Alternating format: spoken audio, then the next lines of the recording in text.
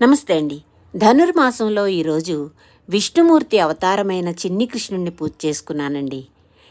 కృష్ణ అనే 2 అక్షరాలకు అష్టాక్షరీ మంత్రానికి ఉన్నంత మహత్వం ఉన్నదంటండి. కృష్ణ అనే మాటకు 5 రకాల అర్థాలు ఉన్నాయంటండి. మొదటిది నల్లనివాడు, 2 ఆకర్షణ శక్తి ఉన్నవాడు, 3 సచ్చిదానంద స్వరూపుడు, 4 చెడును నిర్మూలించేవాడు, 5 కాలస్వరూపుడు. విష్ణుమూర్తి మిగతా స్వరూపాలతో పోలిస్తే మన భక్తికి చిన్ని కృష్ణుడు ఇట్టే కరిగిపోతాడటండి. అడిగినంతనే వరాలు కురిపిస్తాడట. అలాగే నేనుండేది వైకుంఠంలోనో, యోగి హృదయంలోనో, సమస్త భూమండలంలోనో కాదు, ఎక్కడైతే నన్ను నా భక్తులు భక్తితో గానం చేస్తారో నేను అక్కడే నివాసముంటానని విష్ణుమూర్తి నారద మహర్షితో అన్నారటండి.